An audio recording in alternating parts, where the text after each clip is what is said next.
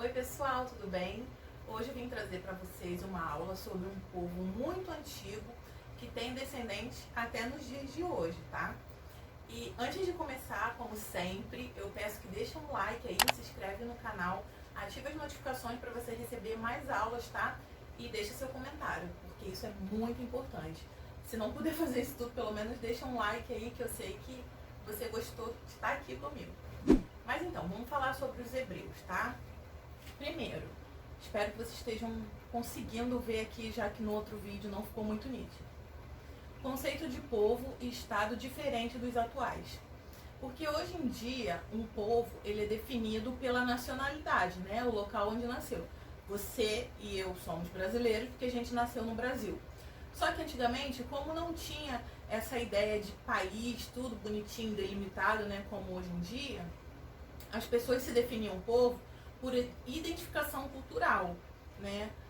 Até hoje temos povos, né, que são identificados culturalmente, mas não tem uma pátria, não tem um local de nascimento.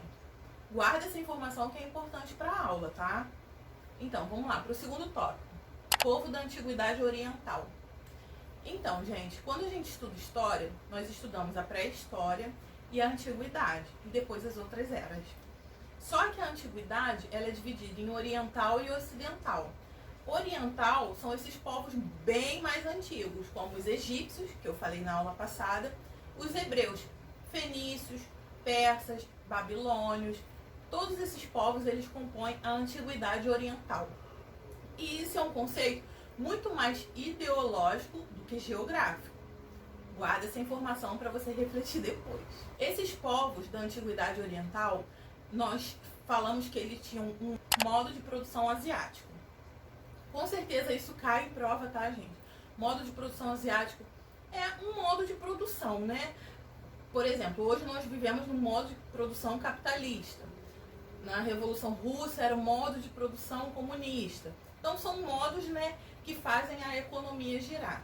E eu vou falar um pouquinho sobre o modo de produção asiático, porque isso também abrange outras aulas, né? Outros povos, como os egípcios, babilônios, mesopotâmios, persas, etc. Vamos lá. Modo de produção asiático. Agricultura, principalmente a hidráulica. Gente, antigamente não tinha fábrica, né? Não tinha eletricidade. Então, a base da sociedade era a agricultura. E agora você me diz, nós vivemos sem comer? Não, né? Então, a gente vive da agricultura até hoje, né? É um setor, uma área de serviço muitíssimo importante, tá? Inclusive, origem de várias tretas na antiguidade, até hoje. Enfim, o que mais que caracteriza o modo de produção asiático? A centralização do poder monarca e a servidão coletiva e o trabalho compulsório. A centralização do poder monarca é como eu falei até no caso dos faraós na aula passada. A gente vê que geralmente esses povos tinham um líder, né, um rei, alguma pessoa assim que mandava, e o povo, a população não tinha muito poder de escolha, né? Esses reis eram escolhidos por nascimento, né, por hereditariedade, e enfim, né, era uma coisa bem concentrada na mão de uma pessoa só ou de uma família só. E a servidão coletiva e o trabalho compulsório. Enfim, gente, servidão é diferente de escravidão. Na servidão, a gente é obrigado a trabalhar também, só que mal ou bem tem alguma recompensa, mesmo que super injusta, mas tem. E o trabalho compulsório, enfim, faz parte da servidão coletiva.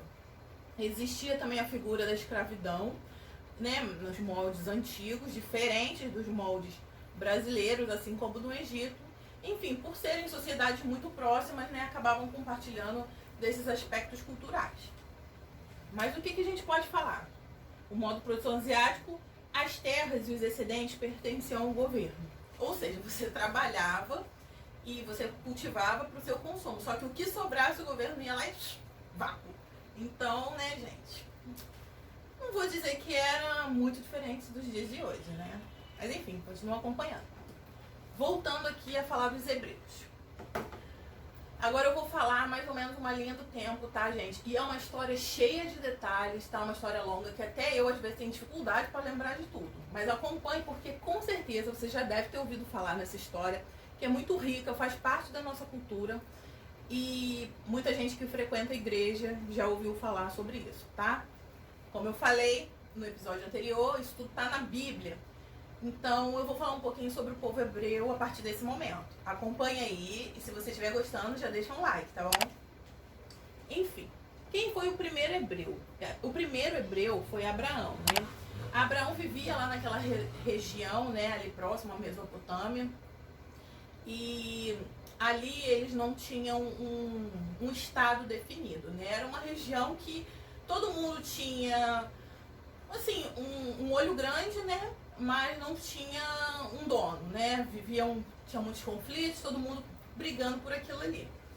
E Abraão era um cara que disse que ele tinha sido escolhido por Deus. Ele disse que tinha recebido um chamado de Deus, de que ele deveria unir aquele povo lá, né, que se identificava culturalmente com ele. E por isso, essas pessoas deveriam ir rumo a Canaã, né, que é a chamada Terra Prometida. Mas, gente, como eu falei já, tudo que é bom não vai uma pessoa querer ficar, né? Enfim, tem mais gente aí querendo disputar esse espaço. E quem disputou esses espaços eram os egípcios e os babilônios. Até outros povos também, mas enfim. Canaã era uma terra muito fértil, muito rica. E todo mundo tinha um olho grande ali, né, gente? Porque ninguém é bobo, né? Enfim. O que Abraão instituiu nessa organização social com essas pessoas que eles acreditavam que eram escolhidos por Deus? Ele instituiu o sistema patriarcal. O que é o sistema patriarcal? Era uma organização social entre eles, né? De que o pai de uma família mandava e a mãe obedecia e os filhos obedeciam. E o primeiro filho, né? O primogênito, filho, tá, gente? Não é filha, não. O primeiro filho daria continuidade àquilo, seria o próximo patriarca. Então, calma aí, deixa eu passar aqui. Abraão teve seus filhos, né? Que um deles é Isaac, você já deve ter ouvido falar na Bíblia. Inclusive tem sido o nome de muitas crianças hoje em dia. Enfim, Abraão, pai de Isaac e avô de Jacó. Jacó também, com certeza, você já ouviu falar que é um nome bíblico, né? E é um nome importante nessa história porque Jacó teve 12 filhos. E acredita-se que esses 12 filhos de Jacó são os patriarcas que deram origem às 12 tribos de Israel, né? É uma coisa assim que faz muito parte de um jeito muito forte da história deles, tá? É uma coisa que eles cultivam até hoje. Então você com certeza já deve ter ouvido falar nas 12 tribos de Israel. Mas voltando aqui a falar. Um desses filhos, chamado José, sonhava com o futuro e despertou a ira de seus irmãos. Explicando melhor. Dizem as lendas que José, né, filho de Jacó, sonhou uma vez que ele era o fodão, né? E os irmãos dele se curvavam diante dele. Aí você chega pro teu irmão e conta um sonho desse, você acha que teus irmãos não vão ficar putos? Claro que ficaram, né? Aí os irmãos foram, meteram o louco e mandaram ele sair fora, né? Aí o que aconteceu? José foi lá foi tipo exilado forçadamente lá pelos irmãos e foi pro Egito. Quando chegou lá no Egito, qual era o destino comum dos hebreus que iam pro Egito? Serem escravizados, né? Mas José, como tinha esse dom, né, de ver o futuro, de sonhar com o futuro, não sei o quê, ele acabou chamando a atenção das autoridades, né, egípcias, e o faraó daquela época acabou meio que ficando amigo dele. Naquela época, gente, isso tudo tá na Bíblia, tá? Não existem fatos que comprovem isso, mas eu acho uma história muito interessante, por isso que eu tô contando pra vocês. Dizem, né, que lá naquela época ele falou pro faraó que teve um sonho com uma visão. Minto. O faraó que teve o sonho, né? E foi lá se consultar com ele para saber o que significava aquilo. E o faraó falou para ele que tinha sonhado com 7 vacas gordas e 7 vacas magras. Já ouviu essa história, né, gente? Até hoje a gente usa essa expressão. E a época das vacas gordas, quando tá tudo bem. Ou a época das vacas magras, como estamos agora, né? Graças ao coronavírus. Mas enfim, vamos voltar aqui a falar. O faraó chegou, né, para José e falou isso, que tinha sonhado e o que ele previa a respeito disso. Aí José disse que tinha previsto 7 anos de fartura no Egito e 7 anos de miséria. Passou-se um tempo, né? E isso de fato aconteceu segundo essas escrituras bíblicas. Segundo essas escrituras bíblicas, o faraó, já avisado anteriormente, tinha separado comida, estocado alimentos para salvar o seu povo. E deu certo. E ele ficou tão feliz com isso que José foi liberto do cativeiro. Só que, vocês sabem que a alegria de pobre dura pouco. Chegou outro faraó e acabou com a graça de José, né? Manteve ele lá no cativeiro. E os irmãos dele, que vieram para o Egito para usufruir dessa fartura que estava diante dos outros povos que estavam na miséria, também foram escravizados. Então o povo hebreu ficou lá sendo escravizado pelo povo egípcio, como conta a Bíblia. Como eu disse, não há indícios históricos de que isso tenha realmente acontecido, mas vamos trabalhar com essa possibilidade, já que a escrita também não deixa de ser um indício histórico. Durante esses anos de cativeiro, dizem que os hebreus sofreram muito e os egípcios, né, mantinham eles ali. Até que chegou um cara que conseguiu dar fim a essa situação de abuso, que foi quem? Moisés, o libertador. Diz a lenda que Moisés chegou lá, libertou esse povo e falou para eles que eles iam rumo a Canaã, né? Vamos de volta para a terrinha, né, que é a terra prometida, que eles acreditam até hoje que é um local sagrado. Então Moisés voltou e eles ficaram lá anos no deserto e tal. E tem aquelas lendas, né, de que, enfim. E diz a lenda maior que Moisés recebeu instruções do próprio Deus de como deveria ser a sociedade, né? Como deveria regrar-se essa sociedade hebraica. E a gente chama essas regras de os 10 mandamentos, né? Até hoje nós conhecemos diante da tradição católica. Porém, né, calma que o catolicismo nem existia ainda nessa época, tá? Vamos voltar aqui a falar dos hebreus. Uma das lendas, que eu acho até muito interessante, dizem que quando eles estavam voltando lá para a Terra Prometida, quando eles saíram lá do Egito, e Moisés recebeu esses 10 mandamentos, foi recebidos numa placa. E nessa placa, eles transportaram, tipo, numa caixa que seria a Arca da Aliança. Eu não sei se você já ouviu falar na Arca da Aliança, mas provavelmente você já ouviu falar em Indiana Jones, né? Enfim, tem o filme Indiana Jones e a Arca Perdida, que fala um pouco sobre isso. Só que é aquilo, gente. Tomem cuidado com filmes, porque filmes fantasiam e mudam e, enfim, floreiam um pavão daquele jeito que eu já comentei aqui antes. Mas, enfim, né? É bom, a quarentena, ver um filmezinho. Quando eles voltaram lá pra terra, lá que eles acreditavam ser sagrada, lá em Canaã, quais foram as primeiras providências, né, para se fortalecer, né, já que eles tinham passado tanto tempo como escravos no Egito? Foi a construção do Templo de Jerusalém. O Templo de Jerusalém tinha um significado muito forte para eles, não era só um mero templo para proteger as escrituras sagradas e os 10 mandamentos. Não era só isso, era uma coisa assim, mas além disso, sabe, uma coisa interna, né, uma coisa assim, cultural. O primeiro rei, né, nesse momento, foi o rei Saulo, né? Eles lá instituíram que seria o rei Saulo.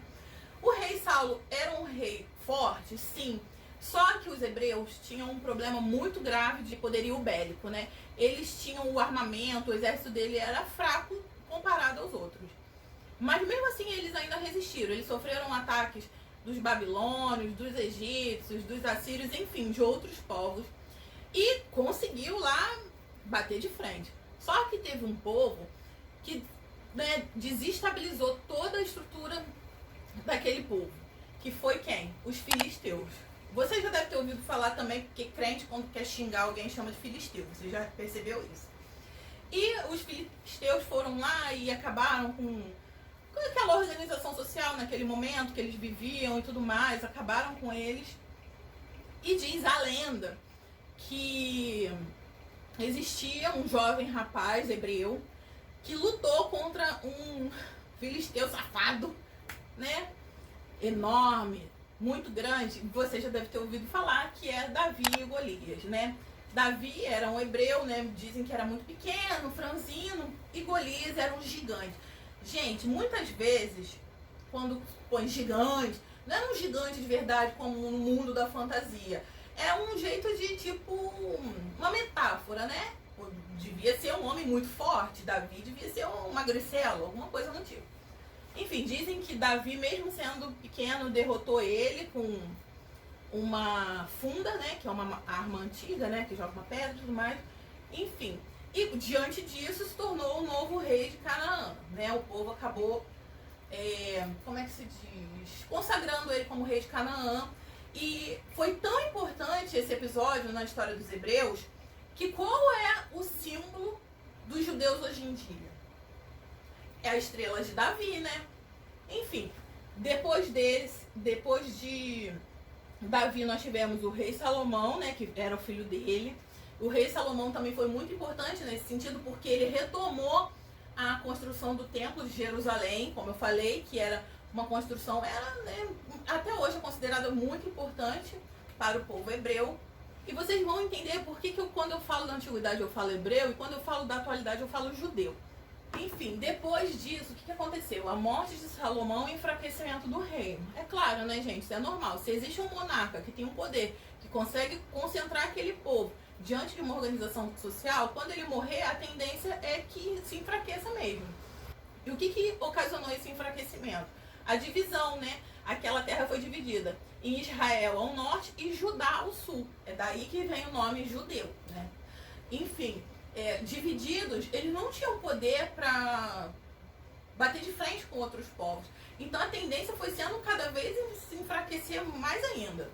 O que aconteceu depois? Sargão, que era um rei de outro povo, invadiu Israel e Nabucodonosor invadiu Judá. Então, gente, o que estava acontecendo com os hebreus nesse momento? Cada vez mais se dispersando. E essa dispersão nós chamamos de diáspora. Você que estuda história, que gosta de história, com certeza já ouviu falar nesse termo, diáspora, né? Diáspora é o quê? A dispersão de um povo. Porque o normal de um povo é querer estar junto, né? Ter uma terra só para eles e, enfim, se fundamentar como um estado sólido. Mas o povo judeu sempre sofreu com esse problema de ter uma terra que eles acreditam que são deles, mas disputada por outros povos. Enfim, isso rola até hoje, tá? Mas voltando aqui para a aula, aqui teve a primeira diáspora e depois eles conseguiram aos poucos ir retornando a Jerusalém. Quando eles retornaram nesse momento, eles começaram a perceber que eles tinham que se fortalecer mais ainda. É nesse momento que há esse empoderamento do povo judeu, né, do povo hebreu. Como se diz, o crescimento da cultura dele, assim, eles perceberam que, já que eles estão longe um do outro, que eles precisam ter elos em comum, a cultura deles precisa ser preservada. E há a criação nesse momento da Torá, é o livro sagrado judeu. E a Torá são 5 livros que você pode não conhecer por você não ser judeu, mas você conhece o Antigo Testamento da Bíblia Católica, não conhece? Você conhece o Pentateuco, né? Então, gente, é a Torá. Porque o povo católico, ele é originário do povo judeu. Mas esse é assunto para outra aula, tá? O que aconteceu depois? Embora os hebreus tenham tido essa consciência de se fortalecerem, de se unirem e tudo mais, criarem, eles ainda eram um povo fraco militarmente, né? Diante dos outros povos, né? Por exemplo, houve muitas invasões gregas e romanas. Gente, o Império Romano, nessa época aí do final da Antiguidade, era um exército fortíssimo. Gente, vocês não têm noção. Eles dominavam as pessoas assim, de uma maneira muito, sabe, muito forte. O Império Romano era armado até os dentes. Então, né, os hebreus, diante disso, né, meu Deus, coitados, né? Acabaram se comendo. Um dos imperadores romanos, chamado Tito, queimou Jerusalém, né? E assim, queimou é aquilo, né? Eles queimam não é só para acabar com o povo, é para demonstrar poder. Então, a nova diáspora acabou sendo uma coisa assim, inevitável. Os judeus foram se dispersando, né? Diante de tantos ataques, já estavam enfraquecidos como povo no sentido de geográfico do espaço deles, mas se fortalecendo cada vez mais culturalmente. E até hoje, se você conhecer um judeu, eles levam as tradições muito a sério. Existem coisas assim, por exemplo, como eles não comem carne de porco, ou tratar o sábado como dia sagrado, ninguém trabalha. Isso é muito forte na cultura judaica. Enfim, gente, o povo hebreu tem uma cultura, uma história riquíssima. Eu adoro essa história. Pra gente é até um pouco mais fácil de entender, porque fomos muitos criados na igreja católica. Hoje em dia a igreja protestante está crescendo muito. E são duas igrejas que são originárias, né, do hebreu, dos povos hebraicos. Qual é a diferença de um católico para um hebreu, né? O que acontece? Os hebreus, os judeus, né? Eles acreditam até hoje que vai vir um Messias. Não tô falando desse Messias aí não, tá, gente? Enfim, que eles acreditam que vai vir um Messias para salvá-los, que vai ser um libertador do povo deles e que vai unir todo mundo em Jerusalém, né? Na terra sagrada deles. Mas existe um grupinho deles que acredita que isso já aconteceu. Que quem foi esse Messias? Jesus, né? Na Idade Média. Então, eu tô falando tudo historicamente, tá, gente? Apesar disso ser religioso, também faz parte da história. Enfim, esses judeus que acreditam que o Messias é Jesus, eles se tornaram os cristãos. E quem não acredita é judeu até hoje. Enfim, eu achei muito interessante comentar sobre isso, porque é uma coisa que faz muito parte da nossa cultura.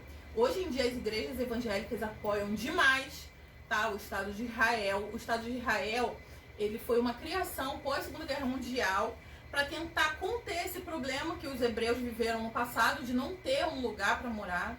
Mas enfim, é um assunto que eu prefiro tratar mais numa aula sobre a Segunda Guerra do que sobre a Antiguidade, né?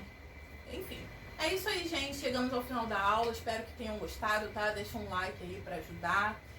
Se vocês tiverem alguma dúvida, comenta aí embaixo, compartilhem com seus amigos. Mas não esquece de deixar um like, isso é muito importante aqui para o desenvolvimento do canal, tá bom?